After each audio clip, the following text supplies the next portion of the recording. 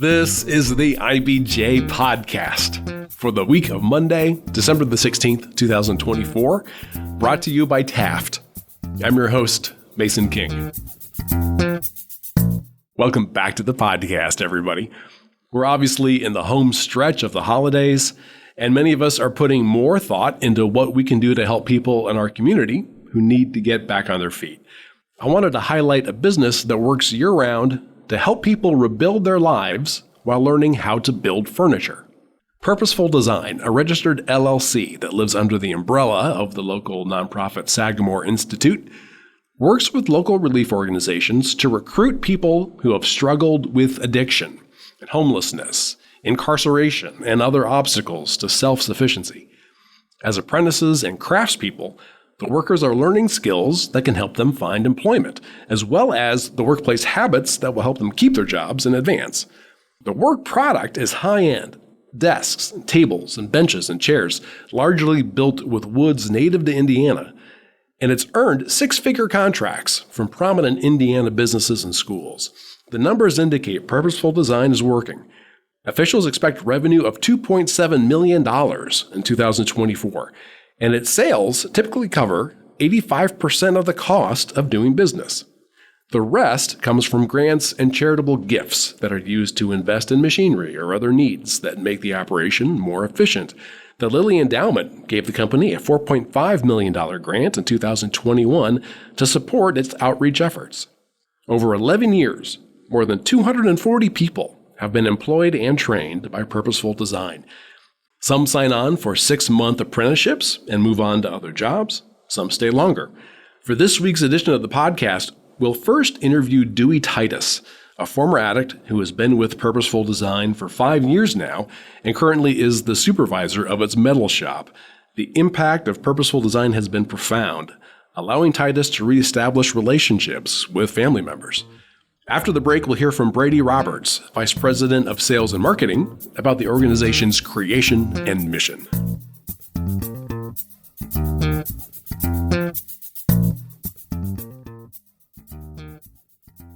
Real quick, I wanted to bring in Dewey Titus, who works here at Purposeful Design. Dewey, tell me first, how old are you? I am 41. And what do you do here? So I am the steel shop supervisor. It's a recent thing that we have started here. And I've worked from the low man on the totem pole all the way up to supervisor back here. So what was going on with your life before you came to Purposeful Design? Drug addictions, homelessness. I spent about 3 months at Good News Mission before actually hiring in to Purposeful Design. So it was through Good News Mission that I'd heard about them. What actually brought me to Indianapolis was 24-year addiction that it just, over the time, there's a lot of different things. It just wasn't just one thing, but it built up to a point where it led me, my dad, and my stepmom to get busted in the same raid together. And once all that had happened, I did time with my dad in jail, obviously. I got out and I decided enough was enough, and I moved to Indianapolis. Why did you come to Indianapolis? I had nowhere else to go. When you live in addictions, you burn a lot of bridges, right? My parents disowned me. My kids disowned me. It was a lot of things. But you just burn a lot of bridges. When you do so many, you finally get to a point to where you have nowhere else to go. As a matter of fact, the day I got out of jail, I went to my mom's house, and my mom's first words is, "You can't stay here." But that was the PG version of what she said. So that's what led me here, is I had nowhere else to go. And one of my cousins actually dropped me off here in Indianapolis with nothing but the clothes on my back and all my legal paperwork. So you ended up at the Good News Mission? Yes. Okay. And then how long were you there before you started up here? It's about 3 months. And then how did you end up hooking up with Purposeful Design? It was actually just an email with my counselor over at Good News. Purposeful Design specializes in helping people from Wheeler Mission, Good News Mission, coming out of prisons and jails and things like that. It's geared towards helping these people to rebuild their lives. So they've been in contact with these missions for quite some time before I got there. It just happened to come across the table. So lifelong addictions, right? Behind in child support, all kinds of stuff. So here I am, I'm in Indianapolis with no job, with all these court fees and all this stuff that's just piling up. So I was talking to my counselor, and he told me he wanted me to wait about 6 months before finding a job, which is usually what they ask, just for guys to kind of get their heads on right before they start making money, right? Well, I'd been talking to my counselor about this, and the email come through hey, they was looking for somebody, and he just kind of offered it out to me. Little did we know what this was going to blossom into on my side and Purposeful Design's side. Because I came in here, there was no steel shop back there. It was just all wood. And one of the supervisors happened to have been talking about opening a steel shop. Well, I have a big history in steel fabrication. That's the bad side of being an addiction is you go through multiple jobs, right? Nobody wants to keep the addict. But the plus side is I've got a pretty hefty skill set of going from place to place and learning things. Steel fabrication has always been a big, strong suit in my background. So when I came here, it was a blessing for the both of us, for Purposeful Design and for myself to be able to, a chance for us to both to grow together. How difficult is it to restart your life when you're doing it kind of from zero? It is hard, but it's not. And let me try to explain this, right? When you come to a point in your life when you're finally fed up with how things are going and you're just tired of it, the back and forth with relationships, the back and forth with drugs, and just in and out of jail, it gets tiring. You finally get to a point in your life when you're like, enough is enough, right? So at that point, it was easy. I was able to step away from that life and say, enough, I'm not looking back. No, I've had hiccups and temptations and things like that, but I was at a point in my life where I'm done struggling with these things. So it wasn't as hard to change my life as what you would think. But I will take that also back because there was points in my life that I wasn't ready for that change, that I was trying to force a change. It never worked out. It was tough because I had two different kinds of personalities or, two different spirits inside myself trying to having that battle. You're trying to do good in your life, but you're really not all the way on board. And it's a struggle. When I finally hit rock bottom and enough was enough, it was just like a switch. This is what I'm doing, and there is no other option past this. Even from the perspective of getting employment. Mm-hmm. I mean, I didn't know what kind of job prospects you would have had after 6 months at the mission, but I assume it's very difficult to get on some. Yes, especially when you have felonies and things like that, like I have. Any job you go to and a felony comes up as they're doing their background check, you're usually just written off. There's not very many places that will look past that and say, I'm willing to give this guy a chance, no matter how good you might appear in person, or there's just some red flags that come up on job applications. So felonies is one of them, which opens that conversation. It's like, so what do you got felonies for? Well, possession of methamphetamines, and I got possession of this drug. And you just start going down this list because you have to talk about these things, and they already formulate a thought, an opinion in the back of their mind about who you are. So it sounds like once you started here, you were pretty comfortable with the work. Absolutely. This is the kind of stuff I've done my whole life. I like this work. It's just something, I don't know, it's a feel-good feeling building something with your hands. You know what I mean? Like at the end of the day, you put everything you got into it. You're dirty. You got, cuts, scars and stuff, but you walk away from a finished product and you look at it and you're like, I put my hands on that. I made that. That's a beautiful piece of furniture, and it's a real good, hearty feeling at the end of the day, knowing that you accomplished something and have built something, especially going to sit in front of people. You know what I mean? People are going to look at this and awe over it. I forgot to ask, how long have you been here? I've been here for 5 years now. Okay. That's a pretty long period of time. But I mean, can you encapsulate what kind of impact this experience here, Purposeful Design, has had on you? The impact that it's had most on me is how they've helped grow me and develop me into the person that I am today within the workplace. I have a good circle of people here that really try to push me in certain directions. Like, I am a supervisor, but there's a lot of growing to do in that. And I have like Matt and Luke and a couple other people out here on the floor who give me advice and help push me. And what has now happened is a lot of the other guys, the craftsmen on the floor, come to me with problems, with even just seeking for advice or whatever. And I've been able to speak into them and be able to speak over them positive things, help them with financial things, even though I don't have the financial stability to do it myself. But somehow God makes a way for me to open up doors and make connections for these guys. And in so doing, I've been a blessing to others through that. Yeah, I was wondering how much mentoring at this point you get to do with some of the folks who just started here. Yeah, quite a bit, actually. And not just the new guys coming in. One of my best friends out here, I've helped him. No pat on my back, you know what I mean? He's the one that put in the work. I just gave him the nudge to do the things. And now he's looking into job shadowing for production manager, and he didn't even want the supervisor position as I was pushing him back then, and watching him grow into what he's doing. So it's not just the new guys, it's also the craftsmen too, the guys that have been here for a long time. So my understanding is, a lot of guys will be here for about a year and they will get, this work experience under their belt. Why have you decided to stay for 5 years? So that's a good question too. I've had a couple opportunities to go and probably make quite a bit more money than what I'm making now. But the reason why I stay is not because of me. So let me tell you, one of my favorite movies is Rango. I don't know if you ever watched Rango. This is about the lizard? Yes. Yeah. So at the end of that movie, when he finally sees the Spirit of the West, which is Clint Eastwood, and the alabaster cart, and he's in the golf cart. But anyways, he's trying to figure out why he's there. And he's going through character issues and stuff like that. But one of the things that Clint Eastwood says to him, he says, "Don't you get it? It's not about you. The reason why you're here is not about you."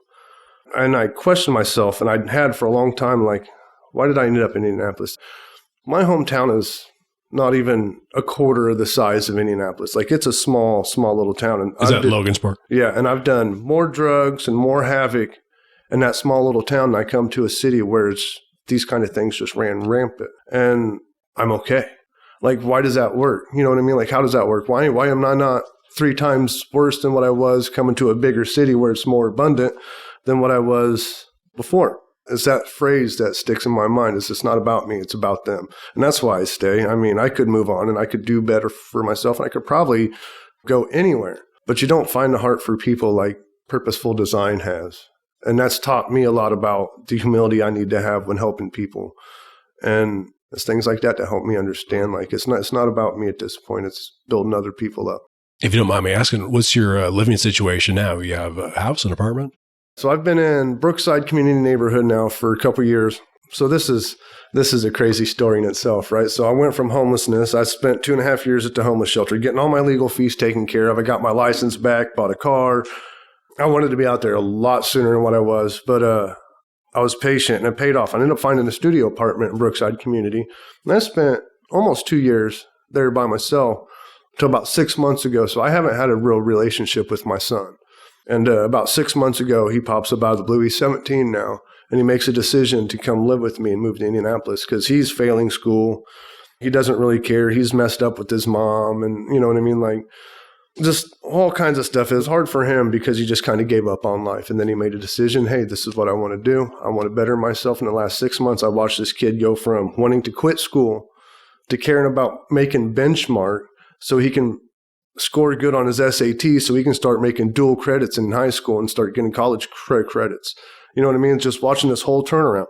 So I went from being alone and homeless and in 5 years having my family coming together and my daughter's more active in my life, living in a 2-bedroom apartment now, just right around the corner. So my living situation has just been growing and growing and none of my own accord. It's just how things are falling into place, and it's been pretty awesome. That's outstanding. So what, you and your son live together? Yeah, we do now. And are you still in the studio, or do you have a place? No, we spent about a month in the studio apartment. We had a couple of clotheslines hung up where we kind of separated the room out a little bit so we felt like it was almost a 2-bedroom, but no. We'd wake up in the morning, we was face to face. He was sleeping on the couch and I was in the bed. It was about a month after he moved in, I was able to get connected with another guy in the neighborhood, and he was able to get me moved into a 2-bedroom apartment. So now, yeah, we got our own space. It's just a blessing, and I can't be thankful enough for it, to be honest. Wow, congratulations, and great work. Thank you. Let's take a quick break to hear from our sponsor. This is the IBJ Podcast. Taft, today's modern law firm. With more than 800 attorneys in 8 primary Midwest markets and the District of Columbia, we provide solutions to the business issues facing middle market and emerging companies alike. We do this through a highly collaborative and inclusive team approach. Taft, the modern law firm. To learn more, visit taftlaw.com. All right, we're back with this week's edition of the IBJ Podcast. Welcome to part 2 and my conversation with Brady Roberts, Vice President of Sales and Marketing for Purposeful Design, about the organization's creation and mission. Now it's my pleasure to welcome to the podcast Brady Roberts, Vice President of Sales and Marketing for Purposeful Design. Thanks for inviting me to the facility today. Thanks for coming. We just heard Dewey's story, which is incredible and powerful and very human. Some things I wanted to kind of just dive deeper into about Purposeful Design. We're in the 30,000 square foot headquarters of Purposeful Design, which is located on the near east side of town, near Brookside Park.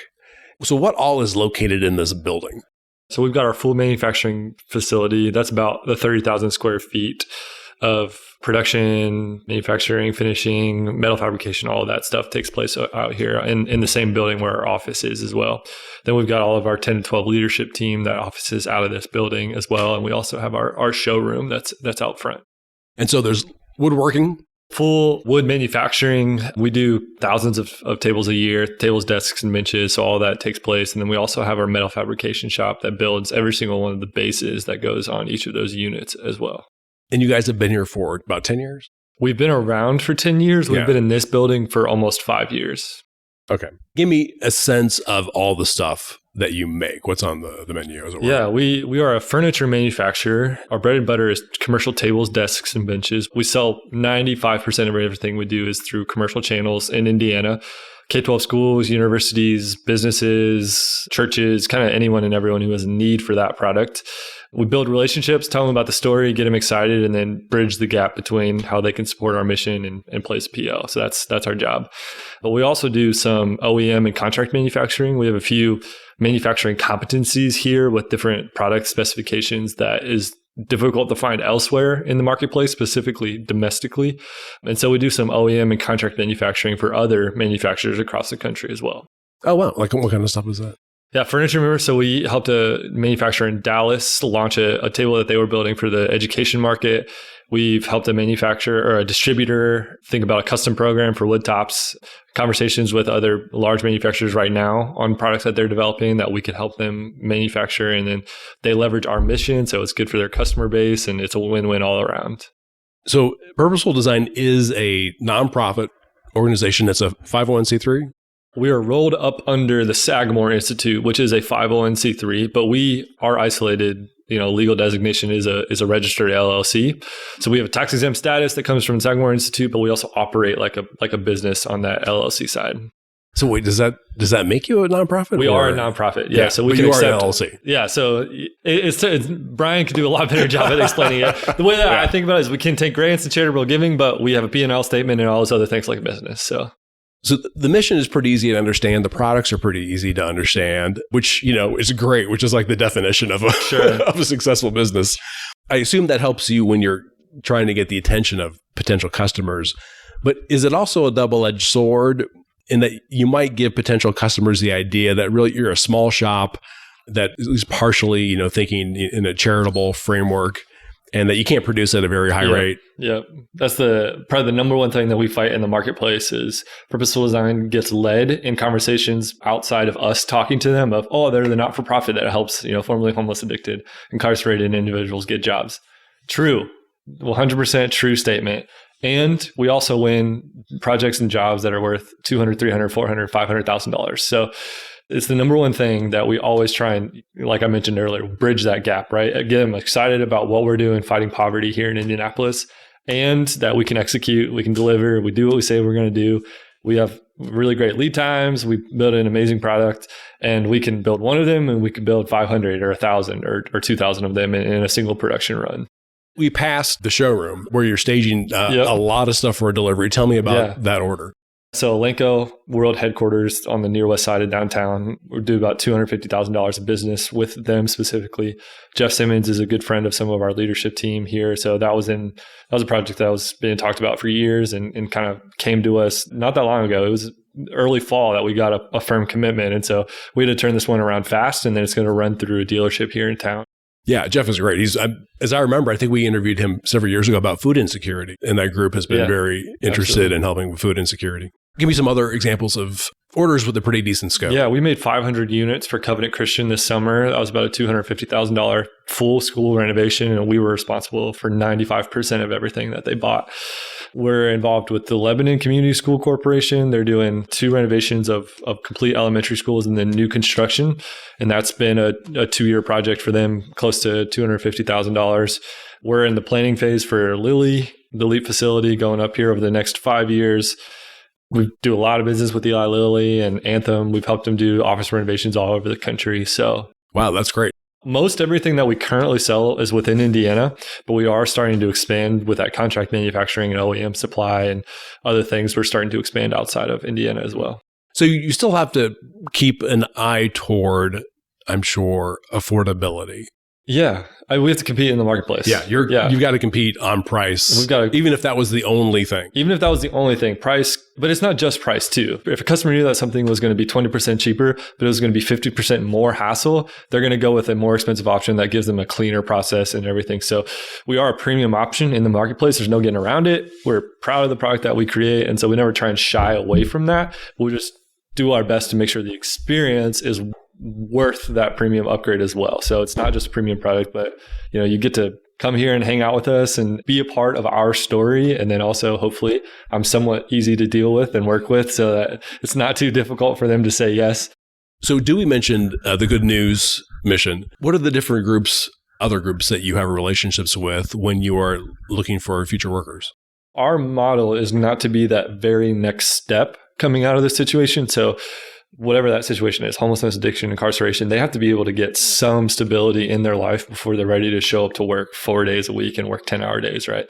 So we lean on the expertise and stand on the shoulders of the giants of organizations like Wheeler Mission, Good News Ministry, the VOA. And we partner with them to essentially recommend candidates or recommend folks that are ready for a job. So we have our first entryway into employment is a school called Advance, and we run that here. That's a kind of a sister organization in a way. It's an education program. Yeah. It's job readiness skills, 30 hours a week, or it's a 30-hour week per week class.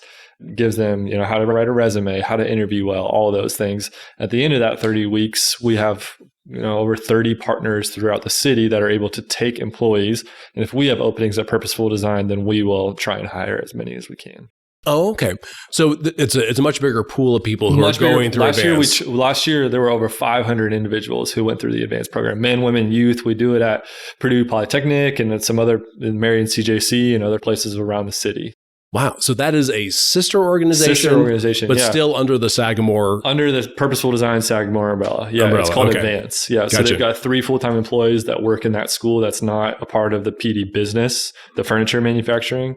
And they do that on their own. But we also work together because they recommend employees to us. And then we help those apprentices and employees with other job outplacement services. We employ about between 15 and 20 production employees on our manufacturing floor at any given time. Here at PD.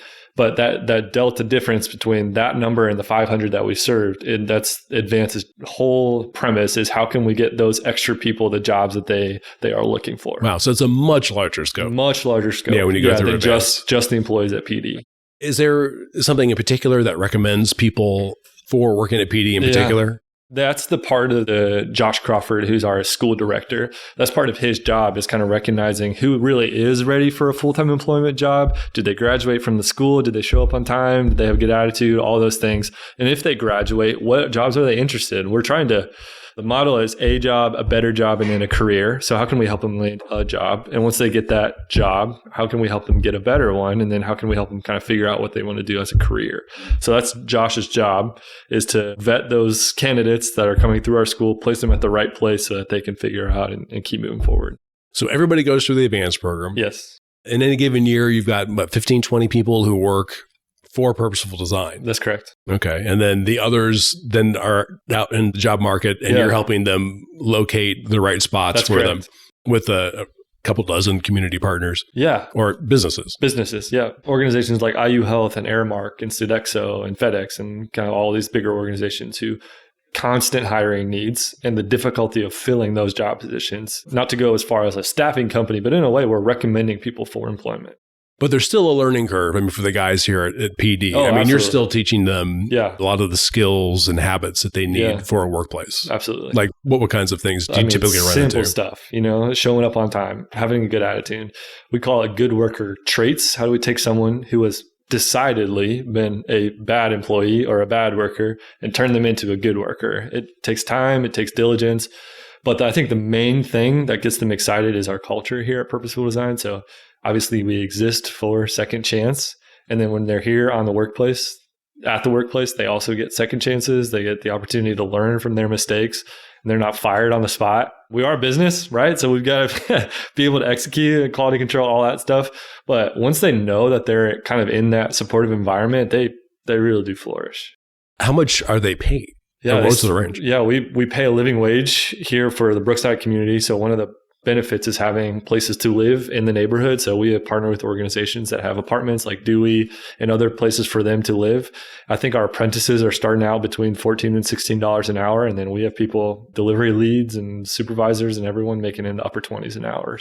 And yeah, we're thankful that we partner with some organizations who have housing options available to our employees and to apprentices and to other graduates.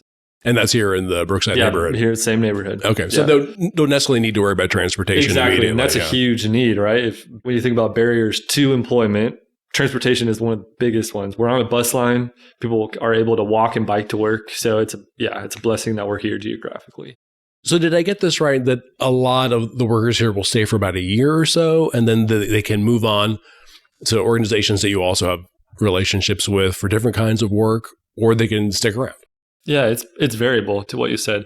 We are a business, so we need skilled labor to stick around because they're really good at their jobs. And that means great things for our customers and for the product that we create. So Jesse's been around for 10 years. Dewey's been around for 5 years. Jamil's been around for 5 years. We need those core craftsmen to stay because they're really good at their job. And they also do they're phenomenal at like keeping the culture of purposeful design and then shepherding those new folks into that culture and making sure that no one comes in here and messes all that up because it's an amazing thing that has been built. And so we need those folks to stay around. And then we also have our apprentices who stay for a 6-month stint. They're here for that A job, that first layer in the job process. If we have employment opportunities, they can stick around and stay. And if not, then we also partner with organizations throughout the city. But you do need to, I hate to use the word assembly line, but for a certain amount of these positions, you need to kind of keep them moving because the idea is to bring in fresh people who need this kind of experience. Exactly. Yeah. So it is, we try and get as many people through here as we can. So PD was founded in, I think, 2013. What exactly is the origin story? How did this come about? I'm going to make sure that I can't take credit for anything that's happened here because I've only been here for 2.5 years. I was not around at the founding. I know nothing. I'm just trying my best every day. David Palmer is an incredibly successful former businessman. He and his wife owned a market research and consulting business up in Carmel. David was on the board at Wheeler Mission and was going down there once or twice a week to do Bible studies and hang out with the men that were there and all those things. So often the response to the question of how are you doing was, I can't get a job. No one will hire me. Too many barriers to entry, too many past failures, and they just won't take a chance. So he thought, what can I do about this? How can I help in any way that would be possible? He obviously was blessed to have the job that he did and felt very thankful for it. And I don't know how, but they just started driving around Indianapolis, picking up old pallets of wood and making furniture out of it, and then going to little markets like around central Indiana and trying to sell it. Didn't work. So they ended up just getting acclimated to a couple customers that wanted to buy some of the furniture. And they started to develop supplier relationships with an amazing organization called Frank Miller Lumber. And within a relatively short period of time, they won a $600,000 job for the Salesforce Tower. And that was kind of what kicked off the bigger, okay, hey, this can actually work. Let's try and make this happen. And they ended up at a little old church here off of 16th and Gladstone where they had these isolated workbenches. One guy would get one product and he'd do it until it was done, and then he'd get the next one, and they would keep doing it. So you really needed to know everything. Exactly. Yeah. So, and now obviously we're thousands of units a year, which is a little bit different, but also amazing hearing the original story to where we are now. And in 2021, do I have this right? You received I think a $4.5 million grant from the Lilly Endowment. Yeah. And then how did that change and help the organization? So we cover about 85 to 90% of all of our operating costs as an organization direct from revenue that we sell as a not-for-profit. Just sales of furniture. Sale of furniture. The extra 5 to 10% come from grants and charitable giving and other organizations who want to grow their way into our fight against poverty. But the reason that the Lilly Endowment was such a big deal is it's a 5-year reimbursable basis. So we had, a 5-year runway essentially. And that's why we looked at it kind of as an investment of we've got 5 years to try and grow this thing as big as we can. We hired staff. We invested in machinery and equipment to help be more efficient and make the job safer and easier for the guys to do. It's just been kind of that we're good type of mindset. Like, let's keep pushing because we don't have to worry about what's going to be the cost. So they don't give you a $4.5 million check and say, see you in 5 years. See you in 5 years. They're very involved. Yeah, they are very involved. So, and you get some of it 1 year, some of it the next year, some of it the next year. It was allocated for specific things that we were, we told them we wanted to do, whether it was personnel or equipment or machinery or all those different buckets of dollars. Yeah. So it helps provide, I'm sure, operating revenue. Exactly. From year to year to year to year. Yes. So let's talk numbers. I mean, how do you quantify what you're doing and what you're doing well? Yeah, there's a couple key numbers that we always like to keep a pulse on as are we being successful in our mission of helping as many people as we can. In 10 years, we've been able to employ and train over 240 individuals. Those folks have been paid close to $4 million in wages, which has turned into about $280,000 in taxes from those wages. And this is PD. This is PD. Yeah, this is the furniture. And the metalwork. Considering that the average homeless person costs a taxpayer around $35,000 a year, we've had a society cost avoidance number or dollar amount of close to $5 million. What we've done, I think, we're getting close to $14-15 million in lifetime sales. We're going to get close to $3 million this year. But the numbers that we care most about is that our recidivism and relapse rate, when compared to the national average, are about a 5th to the 10th in each of those categories. So when we're talking about recidivism, we're talking about the people who backslide back into prison, Correct. Essentially. Yep. Yeah. So what are your numbers there? The national average for recidivism is 46%. Purposeful Design's number is 7%. The national average for a drug and alcohol relapse is anywhere between 40 and 60%. It's tough to get a pulse on what that number actually is. Purposeful Designs is 24. If someone relapses while they're working here, is that a situation where you can get a second chance somehow? We have a zero tolerance drug and alcohol policy, mainly to protect the team, the integrity of the team, right? If someone's actively using next to an individual who's been trying to actively not use, could be a huge opportunity for that person to slide back into addiction. So we do have zero tolerance drug and alcohol policy. Okay. So you do lose employees that way. Yeah, we do lose employees that way. So there are a couple of challenges that I know manufacturers run into or companies that are involved with the construction business. One of them is e-commerce and figuring out how do we get into that space, especially if you're a fairly small shop. And the other, especially for construction industries, is the ebb and flow of construction. And I can imagine that you guys, if people aren't building buildings, they're not putting very high-end desks in them. What have you guys been looking at as ways of adding that kind of stability of like regular revenue flow when things aren't going exactly your way? To your point, we've been blessed that in 10 years, we've lived in that made-to-order, project-by-project, construction style of business model, and we have never had to go through any major layoffs. We've never had a significant gap in work to do, which has been a blessing. But it's also inherently a little bit more risky because although we have a strong pipeline and great relationships, we don't have really any guarantee of business other than POs that are in our inbox. And so part of my job is to figure out how can we create new avenues of business that might be a little bit more simple, repeatable, predictable. The OEM and contract manufacturing is a big portion of that because, we might actually sign a contract and say, we're a manufacturer for this specific product and this is what we're going to do. And then we just do that over and over and over again, which is a big deal. But the second thing is we're going to be launching an e-commerce platform that we just sell our cutting boards on. We used to build a lot of cutting boards with scrap wood and give them away for marketing materials. And we did a little bit of market research, and our story is transferable, just not in the commercial industry, but consumers now having the ability to quote unquote throw their weight into the fight against poverty, just like Eli Lilly can with a big PO or furniture purchase. Consumers now have the ability to help us and instead of just donating, actually providing 2 or 3 hours of work to do through the manufacturing of a cutting board. And I could order that online. Order it online. Yeah. So we'll be launching a new website and Shopify platform early next year, hopefully late January, early February.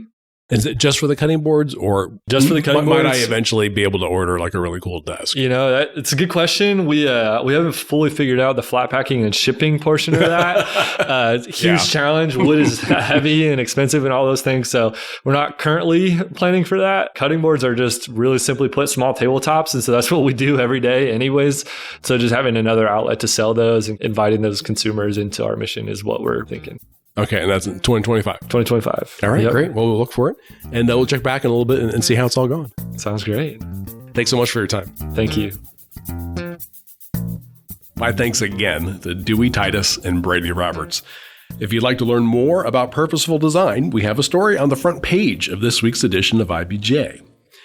And folks, before you get on with the rest of your week, there are a few other stories in this week's paper I want to draw to your attention. First up, President-elect Donald Trump's pledge to impose tariffs on goods from Canada and Mexico has caught the attention of Indiana companies, which stand to experience a significant impact if new or expanded tariffs are imposed. Susan Orr outlines their areas of concern, which include motor vehicle parts, other manufacturing materials, and food products. Also in this week's issue, Mickey Shuey digs into the backlash that greeted plans to redevelop a rundown East Side retail center into an apartment complex. And Daniel Bradley features the owners of Noblesville institution Adrian's Flowers and Gifts, which is closing after 46 years. Again, you can find these stories in the latest print edition of IBJ or online at IBJ.com. I will say it's quite a bit easier to access all the latest local business news and all of IBJ's data on Central Indiana's business community and economy if you're a subscriber. We're running a promotion right now that gives you complete access for $1 per week for 3 months, just to get a sense of how valuable and original this content is. And you can't tell me that you don't know someone who would love this as a holiday gift. Just go to IBJ.com and click on the subscribe button. And thanks again for making time this week for the IBJ Podcast. I'm Mason King. Hang in there, everybody. We'll be back again next week.